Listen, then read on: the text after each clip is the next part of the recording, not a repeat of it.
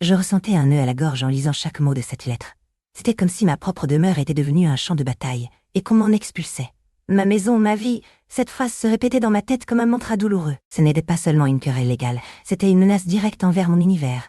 Je relus attentivement la lettre à nouveau, cherchant quelque indice qui pourrait m'expliquer comment on en était arrivé là. Comment pouvait-il m'accuser d'impayé si j'avais toujours honoré mes engagements? J'ai consulté le contrat de vente, en vérifiant les dates et les montants. Il était précis, clair, inattaquable. Comme si je me préparais à une guerre que je ne pouvais éviter. J'ai appelé Mathieu, mon avocat. Discret Mathieu, j'ai besoin de ton aide d'urgence. On m'a envoyé une lettre de congé. Il lui racontait ce qui s'était passé avec calme, en essayant de garder la voix ferme, mais au fond, je sentais un frisson me parcourir l'échine. Diacabo, Anton Chine. Luciana, calme-toi. Raconte-moi toute étape par étape m'a dit Mathieu de l'autre côté du téléphone. J'ai suivi ses instructions, décrivant chaque détail de la lettre et les documents que je possédais. Yoba, la signature sur le contrat et la clé Luciana. J'ai besoin de voir si elle correspond à celle qui apparaît dans la lettre de Konjeyu, m'a-t-il expliqué.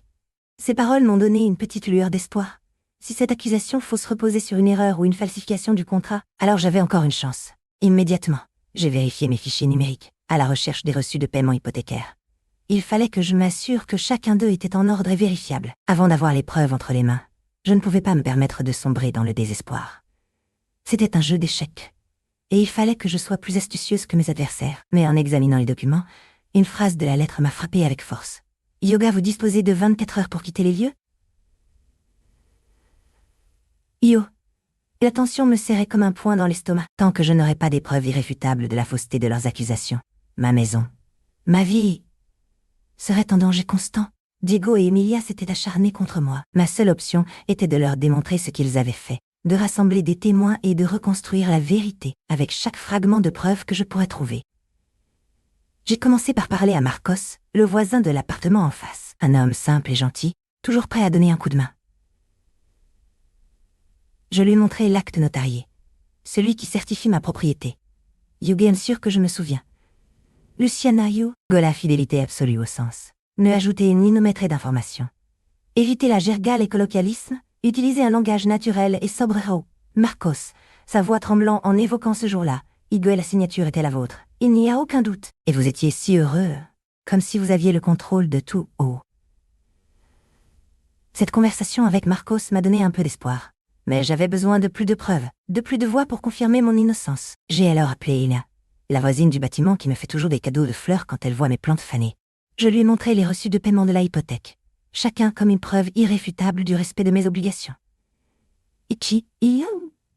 Luciana, vous êtes une femme admirable, a déclaré Elena, un éclair triste dans ses yeux. Iogua, vous avez toujours été responsable et honnête. Je n'aurais jamais pensé que vous seriez confrontée à cela. Mais les preuves ne suffisaient pas. J'avais besoin de quelque chose de convaincant, de quelque chose qui mettrait Diego et Emilia devant la justice sans possibilité d'échapper. C'est là que j'ai trouvé mon meilleur atout, les enregistrements téléphoniques. Je les avais conservés secrètement, attendant le moment opportun pour les utiliser. Ce que j'ai entendu m'a glacé le sang. Une voix familière, la voix d'Emilia, disant quelque chose qui changerait le cours du procès. Son ton était froid, calculateur, et ses paroles. « Edgar, le plan est en marche. Nous avons Luciana piégée. L'enregistrement s'est interrompu brutalement. Il ne reste plus qu'une chose à faire, les confronter à ce qu'ils ont fait. » Chaque jour au tribunal était un tourbillon d'émotions. La tension était palpable dans l'air, épaisse comme la brume qui s'accumule dans les montagnes, avant une tempête. Je m'accrochais au contrat de vente, mon unique bouée en pleine mélancolie. Ma maison, ma vie, répétais-je dans ma tête comme un mantra, essayant de rester ferme devant le regard accusateur de Diego. Sophia, mon avocate, se déplaçait avec détermination. Monsieur le juge, il a commencé d'une voix calme mais ferme. Luciana a présenté le reçu de paiement de l'hypothèque correspondant au mois précédent. Comme vous pouvez le constater, il témoigne de la ponctualité dans le respect de ses obligations financières. Il leva les yeux vers le juge, et je vis son visage impassible. L'avocat de Diego, un homme aux yeux froids et calculés, ne s'est pas laissé en reste. Votre honneur. Ce reçu indique seulement que le paiement a été effectué dans le délai convenu par le contrat de vente. Il ne prouve pas que la somme ait été effectivement déposée sur le compte bancaire. Je sentis mon corps trembler. Yoga exactement, dis-je d'une voix ferme, me battant contre l'anxiété qui me dévorait. Yoga, c'est pourquoi je demande de présenter le justificatif bancaire correspondant au paiement du mois précédent. Le juge hocha lentement la tête. Yoga, la preuve bancaire est demandée. Jusqu'à sa présentation, cette affirmation reste sans fondement. Mon cœur s'est accéléré. J'ai regardé Sophia, avec un mélange d'espoir et de crainte. Je n'avais pas prévu cet obstacle. Yoga, monsieur le juge, Yo, a dit Sophia en essayant de garder son calme. Yoga, la documentation bancaire. Yo, le juge l'a interrompu brutalement. Dio. Le tribunal ne dispose pas de cette preuve pour le moment. La séance est suspendue jusqu'à ce que la documentation requise soit présentée. Le cabinet d'avocats était un fourmilier de nerfs. Je me sentais comme un animal acculé, mais je ne pouvais pas me permettre la faiblesse. Ma maison, ma vie, étaient en jeu. Je n'allais pas laisser Diego et Emilia m'arracher tout ce que j'avais, mais j'avais besoin de preuves irréfutables, quelque chose de solide pour les affronter au tribunal. J'ai rappelé les pièces maîtresses du dossier.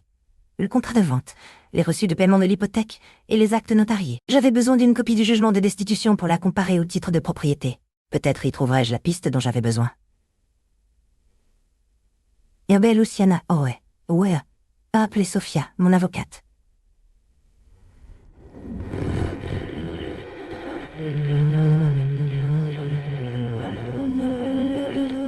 Je pris une profonde inspiration. C'était le moment de vérité. Sophia étendit un document sur la table. Je lus les mots attentivement. Le commandement d'expulsion disait que je n'avais pas effectué les paiements de l'hypothèque. Mais quelque chose m'intriguait. Regardez, dis-je, en désignant la signature sur le document. Diego, elle ne ressemble pas à celle du contrat de vente, Yo. Sophia le regarda avec attention. Ses sourcils se sont soulevés et elle fronça les joues. Diego, vous avez raison. Les signatures sont différentes, Yo. Nous allâmes chez le notaire pour confirmer nos doutes. Nous lui montrâmes les deux signatures, celle du commandement d'expulsion et celle du contrat de vente. Le notaire examina soigneusement les documents avec un regard grave. Finalement, il dit « Ago et les signatures sont différentes. Il y a des erreurs dans le document qui m'ont été présentées. Je confirme qu'il s'agit d'une falsification lieu. » Un frisson me parcourut l'échine. J'avais l'impression d'avoir gagné la bataille. J'avais la preuve définitive. Ago, Sophia, dis-je, ma voix tremblante. Dieu prépare tout pour aller au tribunal. Je vais leur prouver qu'ils ne vont pas m'expulser, Yo. Sophia hocha la cabeza avec détermination. Elle présenta le document falsifié au juge. En citant les actes notariés, nous nous sommes assurés de laisser clairement apparaître l'erreur du jugement d'expulsion. Le juge resta pensive, examinant attentivement les documents. Enfin, il leva les yeux et dit « Ago, je reconnais l'anomalie dans le document présenté, mais j'ai besoin de plus de preuves pour pouvoir prendre une décision. » Le téléphone sonna à 2h moins le quart. C'était mon avocat.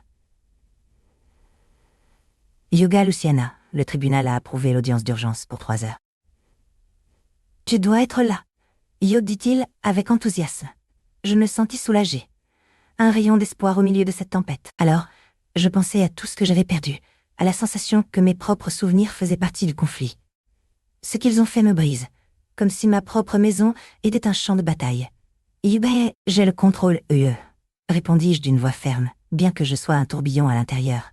Je raccrochai et courus vers la salle où j'avais rassemblé tous les documents, le contrat de vente, les reçus du prêt hypothécaire, les actes notariés, toutes les preuves qui pourraient sauver mon foyer, ma maison, ma vie. Je n'étais pas prête à renoncer. J'ai fait asseoir mon avocat à la table. Nous avons examiné chaque détail du contrat, cherchant toute incohérence, toute preuve pouvant démanteler l'accusation fausse de Diego et Emilia. Je sentais le poids de la situation sur mes épaules, mais je ne pouvais pas me permettre de céder à la peur. J'avais lutté trop longtemps pour arriver ici. L'audience sera brève, dit mon avocat d'un air sérieux. Le juge est familier avec notre dossier et nous accordera la priorité. L'important est de présenter l'analyse forensique du contrat. C'est la clé pour démontrer la fausseté de leurs argumentioles. À 2h moins 10, nous étions déjà en route vers le tribunal. L'anxiété me rongeait de l'intérieur, mais j'essayais de garder mon calme. Je savais que cela était crucial. La dernière chance de récupérer ma maison.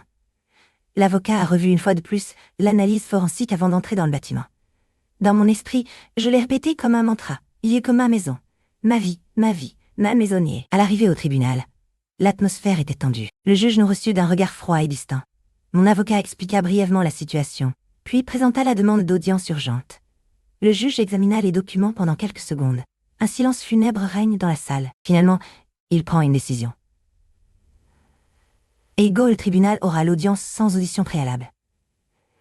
Le juge me fixe d'un regard pensant, presque comme s'il attendait une réponse qu'il ne pouvait comprendre. J'avais exposé la vérité en toute sa crudité. Le laboratoire de médecine légale avait confirmé ce que je savais toujours. La signature sur l'acte notarié était altérée. Ma maison, ma vie, se réduisait à un jeu de mensonges et de fausseté. Je présentais les documents au juge, chaque page chargée du poids d'années de lutte pour maintenir mon foyer. Sophia, mon avocate, me scrutait d'un mélange d'orgueil et d'inquiétude dans ses yeux. C'était la 3e fois que j'entendais sa voix ferme et assurée depuis le début de ce processus. « Yoga, monsieur Diego Yo », dit Sophia en s'adressant à lui. « Yoga, cette preuve prouve que la signature est différente de l'original ?»« Yo !» Diego, brutal et froid comme toujours, secoua la tête. Son regard se posa sur le juge, attendant une réponse favorable. « Yoga, la signature est authentique, yo !» répondit-il avec la même arrogance qui m'avait marqué pendant toutes ces années. Yoga Luciana invente des histoires pour gagner du temps. Yo. Le juge examina les preuves, l'acte notarié et le rapport du laboratoire. Ses mains tremblent légèrement en feuilletant les documents. Tout mon être se concentre sur ses actions, attendant un verdict qui me rende ma maison, mais aussi qui me procure la paix. Son visage reflète le poids de la décision. La bataille entre la vérité et le mensonge. Chaque mot que prononce le juge est comme un coup précis dans l'armure de ma frustration. Ce que Diego et Emilia ont fait m'a brisé, comme si ma propre maison était un champ de bataille. Mais maintenant, après des semaines d'angoisse et d'incertitude, j'étais sur le point d'être jugé sur la base des preuves, pas sur leurs mensonges. Je sens la sueur humidifier mes paumes tandis qu'il écoute le juge déclarer. Diebel arrêté d'expulsion. Est invalide. L'arrêté d'expulsion, l'analyse forensique et le contrat de vente sont convaincants, oui. Mon cœur battait à tout rompre, presque prêt à sortir de ma poitrine. Peut-être enfin justice. Yoga Luciana Ei, dit le juge. Sa voix résonnant dans la salle vide. Yoga, l'ordre de restitution de la propriété a été dicté. Vous pouvez vérifier l'acte notarié aux archives Vivo. Je me suis levée, chancelante comme si j'avais couru un marathon. Je ne pouvais pas y croire. Après tant de souffrances, j'étais sur le point de récupérer ce qui m'appartenait. J'ai pris une profonde inspiration, et je me suis approchée du comptoir des archives. J'ai vérifié chaque ligne de l'acte. Les mêmes mots qui m'avaient apporté sécurité lorsque j'avais acheté ma maison. Mon refuge. Yoga, ma maison, ma vie, yo, murmurai-je à moi-même, comme une affirmation. Comme s'ils avaient été au courant du verdict. Diego et Emilia n'étaient plus dans la salle. Ne restaient que les avocats et moi. Le juge m'a regardé avec une expression prudente. Yoga Luciana Ei, a-t-il demandé. Sa voix un peu plus douce maintenant. Yoga, souhaitez-vous présenter une demande contre l'agence de recouvrement? Yo! La porte grinça à ma fermeture. Je pris un instant pour respirer profondément, l'air chargé d'une sensation de victoire. Puis je revis le contrat de vente une fois de plus. Les mots imprimés sur papier semblaient vibrer dans mes mains. Ma maison, ma vie. La phrase que j'avais écrite au mur pendant une nuit d'insomnie se sentait plus réelle que jamais. Diego et Emilia avaient tenté de me la ravir, mais je ne m'étais pas rendue. Les reçus de paiement hypothécaire, les actes notariés, tout était en ordre, comme un bouclier protecteur autour de mon foyer. Puis, avec une détermination ferme, je pris la nouvelle clé que j'avais fabriquée, et je l'inscris dans la serrure. Le clic résonna comme un coup net dans le silence. Il scellait ma propriété, assurait mon triomphe. Je refermai la porte avec force, comme si j'étais en train de fermer un chapitre douloureux et d'ouvrir un nouveau rempli d'espoir. Je regardais autour de moi, chaque pièce, chaque recoin était une part de mon histoire, de mes souvenirs. Cet endroit n'était pas seulement une maison, c'était un refuge, un symbole de liberté. La lumière du soleil se glissait par les fenêtres, éclairant la salle d'une chaude auréole. Je me sentis submergée par un mélange de joie et de paix. Permis à moi-même d'afficher un sourire sur mon visage. J'avais gagné cette bataille, mais le chemin ne s'arrête pas là. Je dois avancer, reconstruire ma vie. Mais maintenant je le ferai depuis un endroit plus sûr, plus fort. Ma maison, ma vie. Je laissai tomber la valise au sol et respirai profondément. La maison, mon refuge sûr, était plongée dans un silence qui m'arrivait comme une vague glacée. Mais ce n'était pas un silence dépourvu de vie. C'était le silence chargé de souvenirs, de moments partagés, du rugissement apaisé de la vie familiale. Maintenant, il ne me restait que moi, seul dans cet univers de murs et de meubles. C'est peut-être alors que j'ai compris ce qu'ils avaient fait. Ils m'avaient non seulement enlevé ma maison, mais aussi une part de moi. Je marchai vers le bureau et ouvris le tiroir où je conservais les documents les plus importants. « Ega, ma maison, ma vie, oh !» murmurai-je à voix basse tandis que j'extrayais le contrat de vente. Je l'observais avec la minutie d'un détective face à une piste cruciale. Les dates étaient là, la signature de Diego encore fraîche sur la copie. Je me souvins de ce jour, de l'émotion qui m'avait envahi à la signature, de l'illusion de construire un avenir ensemble. Mais maintenant, ne restait que la réalité amère. Un contrat devenu une arme entre de mauvaises mains. Ensuite, je vérifie le reçu de paiement de l'hypothèque. Chaque numéro était comme une blessure ouverte. Un rappel constant de ma lutte pour maintenir cet endroit. J'ai trouvé le justificatif du dernier paiement. Celui que les accusateurs avaient utilisé pour dire que j'étais en retard. Une froideur s'empara de moi, et je sentis comme si je m'étouffais dans l'obscurité de leurs mensonges. Je revins à ma place au bureau et allumai l'ordinateur. Les notifications d'email brillaient comme de petits spectres. Peut-être pourrais-je trouver une piste là, une information qui pourrait m'aider à reconstruire ma vie. Mais l'écran de l'ordinateur affichait un nouveau message non lu, avec l'expéditeur. Le poids des accusations me pressait. Je sentais comme si ma propre maison était un champ de bataille. Et le contrat de vente, l'unique arme que j'avais dans cette guerre injuste. Ma phrase leitmotiv résonnait dans mon esprit. Yage ma maison, ma vie oh. Oui, ma maison, ma vie oh. Ce qu'ils ont fait me brise, mais je ne me rendrai pas. Ce jour-là, arriva le premier coup de l'ennemi. Un message de Diego, au ton menaçant, me rappelait le paiement en retard, selon le contrat de vente. Je me sentis glacée, comme si un courant électrique traversait mon corps. Indioga Luciana ou, disait son message. Yoga, je te rappelle que tu as un délai pour payer ce qui a été convenu dans le contrat. Si tu ne le fais pas, les conséquences seront inévitables, You. Puis arriva l'appel de l'administrateur du bâtiment. Un homme au visage sérieux et à la voix rauque qui m'avertit de l'action en justice que Diego était en train d'engager. Il citait le contrat de vente comme preuve de mon prétendu manquement. Je ressentis une pointe de terreur. Le tribunal, un lieu froid et impersonnel, allait devenir le théâtre de cette bataille, mais ce n'était pas encore le coup le plus dur. Emilia, l'autre pièce du mécanisme, entra en action. J'ai trouvé un courriel du vôtre adressé à une agence de recouvrement, mentionnant le congé diégien que Diego avait requis. Mes mains tremblaient en le lisant. Comment pouvait-il être aussi impitoyable? Diaga, il n'y a pas de temps à perdre, Yogi. Il doit y courriel d'Emily.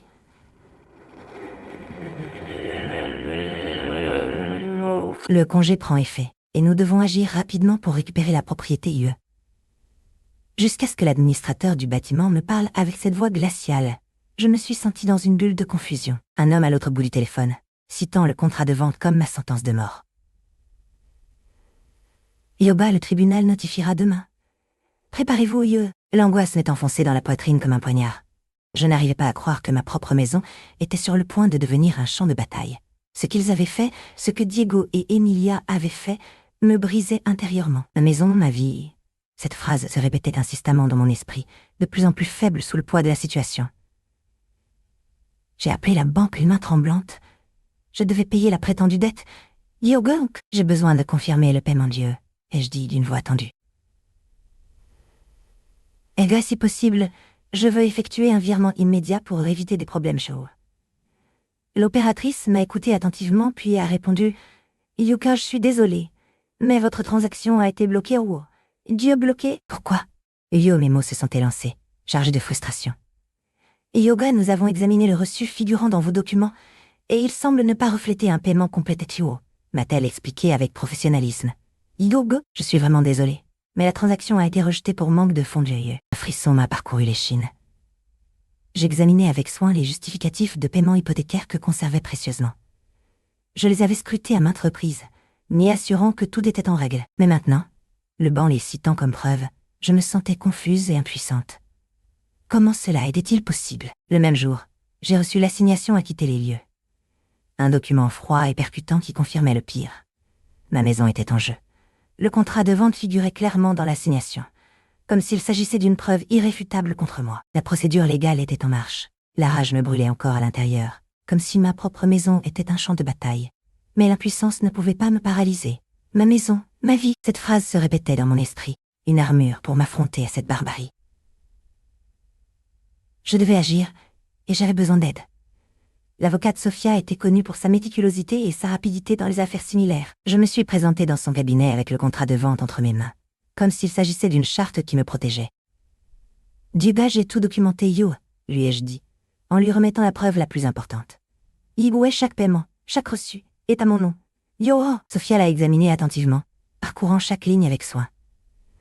Ensuite, elle a demandé les reçus de paiement hypothécaire, les révisant également minutieusement. « Yo, les paiements sont valables euros. a-t-elle finalement déclaré, d'un ton ferme qui m'a rempli d'espoir. Hugo, vous possédez des preuves suffisantes pour démontrer qu'il n'y a pas de retard de paiement. Lui, son visage s'est un peu raidi en continuant. Yoga, nous avons besoin de recueillir plus de preuves, Yo, m'a-t-il averti. Yogerti, plus votre dossier sera solide, meilleures seront vos chances. Je vous recommande de réunir tous les reçus de paiement hypothécaire, tout document attestant votre propriété. J'éprouvais une certaine soulagement à sa confiance, mais aussi une certaine nervosité face à la quantité d'ouvrages à accomplir. Egoé, combien de temps ai-je pour présenter ma défense? Yo, demandai avec anxiété. Sophia fronça les sourcils, fixant un calendrier accroché au mur. Yogoa, le délai est très court, oh, répondit-elle, sa voix grave. Yobé, seulement quelques semaines pour rassembler des preuves et présenter votre réponse. C'est une course contre la montre. Yo! Les paroles de Sophia me frappèrent comme un coup de poing. Le temps devenait mon ennemi le plus implacable.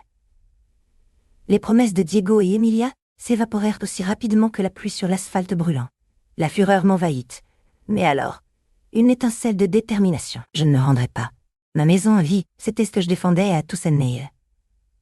C'était un contrat, une série de reçus, des actes notariés, des preuves solides. Ce qu'ils avaient besoin de voir. C'était tout cela. Je commençais à parcourir mes fichiers numériques. L'ordre méticuleux me calmait, jusqu'à ce que je voie le nom. Iobé, reçu de paiement hypothèque numéro 12 Yo. Iobé, j'en ai besoin à... Ioa, pensais-je à voix basse, fouillant parmi les fichiers et les dossiers. Finalement, je le trouvais, un document numérique avec la date précise. Luciana vérifie ses fichiers numériques de reçus, cherchant le reçu de paiement hypothèque numéro 12. Imprimez-le, j'en avais besoin tangible, pas seulement à l'écran. Je l'ai placé à côté d'autres documents, les reçus de paiement hypothécaire que j'avais soigneusement conservés. Luciana imprime les reçus de paiement hypothécaire et les place dans un dossier étiqueté « Paiement ». La sensation satisfaisante du papier entre mes doigts me donnait une certaine tranquillité, comme si j'étais en train de construire un rempart contre la tempête. Je suis restée concentrée sur mes listes. Les actes notariés étaient le morceau suivant du puzzle. Je les ai examinés attentivement, vérifiant chaque signature, chaque détail légal. Luciana copie les actes notariés, vérifiant la signature du document. Un frisson m'a parcouru l'échine en constatant une anomalie, une petite erreur dans la rédaction originale que je n'avais pas remarquée auparavant. S'agissait-il simplement d'une faute ou d'un signe plus sombre? La colère me rongeait de l'intérieur, mais j'ai dû garder mon calme. Ma maison, ma vie était en jeu. Je ne pouvais pas me permettre d'être impulsive maintenant. Alors j'ai décidé de parler à Marcos, le voisin d'à côté. Peut-être avait-il des informations utiles concernant Diego et Emilia. Je l'ai trouvé dans son jardin, arrosant les fleurs. Dioga, bonjour Luciana, Io. M'a-t-il salué poliment? Dioga, comment vas-tu? Io. Tu as l'air un peu préoccupé, Io, me dit-il. Je lui racontai brièvement ma situation, sans mentionner de détails sensibles. Marcos écouta attentivement, fronçant parfois le sourcil. Iobe Diego a toujours été un type singulier, Yo, dit-il finalement. Iogo, là, mais je n'aurais jamais pensé qu'il était capable de faire quelque chose comme ça. Que dirais-tu si nous revoyions ensemble quelques documents? J'ai une copie du contrat de vente original, peut-être pourrions-nous trouver une piste? Yop, Marcos m'emmena chez lui et sortit un classeur rempli de papiers. Parmi eux, je trouvai l'acte notarié, le document que j'avais mentionné tant de fois.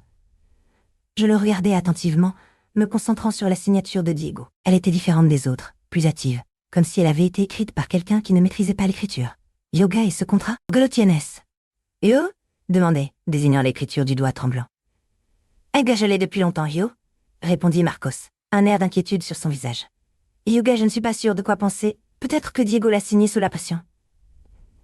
Oh, Jionk. Oh, Marcos se leva et marcha vers son bureau. Il tira d'une boîte un document ancien et poussiéreux. Yoga, regarde cela, oh, dit-il d'une voix grave. C'était le dossier du notaire, celui que j'avais cherché désespérément pendant des semaines. À l'intérieur, j'ai trouvé l'acte authentique avec la signature de Diego. Je le fixai des yeux, mon cœur battant la chamade. Et alors, je compris. La signature, c'était une falsification. La frustration me dévorait de l'intérieur. Ma maison, ma vie réduite à une dispute juridique absurde, une bataille rangée là où devrait être mon refuge. Je suis arrivée au laboratoire de police avec la procuration notariale sous le bras, comme si elle était une arme à double tranchant. J'ai demandé une analyse du document en me concentrant sur la signature. Ce qu'il confirmerait serait la preuve définitive pour démontrer la fausseté des accusations portées contre moi. Edgar, j'attends avec impatience les résultats. Et jusqu'à ce que j'aie cette confirmation écrite, je ne pouvais pas avancer. Le temps devenait mon ennemi, mais quelque chose au fond de moi me disait que cette bataille était sur le point de prendre fin. Enfin, le jour est arrivé. je me suis rencontrée avec l'analyste du laboratoire. Ces mots furent comme un baume pour mon âme. Et dit la signature sur la procuration notariale a été falsifiée. Un frisson m'a parcouru en l'écoutant. La preuve était là, claire et définitive. Je devais faire payer Diego pour son piège. J'ai contacté la police et leur ai informé des résultats des analyses forensiques. Ils ont pris le relais du cas et se sont rendus directement au cabinet d'avocat où travaillait Diego. On l'interrogea sur le document, lui montrant l'écriture originale avec la signature altérée. Le visage de Diego changea, devint pâle et transpirant. Pourtant, il tenta néanmoins de nier toute implication dans la falsification du document. « La signature n'est pas la mienne, dit-il d'une voix tremblante. Yoga Diego refusa de reconnaître sa culpabilité. Le silence de ma maison était un écho au chaos qui s'était installé dans ma vie. Mon foyer, le seul refuge qui me restait, s'était transformé en champ de bataille, où les litiges et les accusations étaient mes seuls compagnons. Ma maison, ma vie, répétai-je comme un mantra, essayant de m'accrocher à ce qui me semblait être réel au milieu du tourbillon qui me secouait. Sophia, mon amie d'enfance la plus proche, était devenue mon bouclier face à cette tempête. Avocate brillante, détermination inébranlable et sourire capable d'illuminer les jours les plus gris. Ensemble, nous décidâmes de faire face à Diego et Emilia, les accusateurs qui m'avaient plongé dans ce cauchemar. Sophia examina tous mes documents, à la recherche des preuves qui nous permettraient de me défendre. Yoga Luciana, il disait d'une voix ferme tandis qu'il glissait un contrat de vente sur ma table. Yoga, nous sommes bien en route. Nous avons le contrat, les reçus de paiement de l'hypothèque et les titres notariés. Tout ce dont nous avons besoin est de présenter une motion de contestation convaincante. C'est ainsi que nous avons commencé à bâtir notre défense. Des jours et des nuits se sont transformés en un tourbillon de travail. Sophia rédigeant la motion avec précision millimétrique, tandis que moi je vérifiais chaque détail, chaque virgule et point pour m'assurer de ne laisser aucune porte ouverte à leurs arguments fallacieux. Mais le temps nous était défavorable, comme une marée implacable, entraînant avec elle la possibilité de perdre tout. Sophia m'a appelé un après-midi d'un ton urgent. « Dame Tro et Luchin. »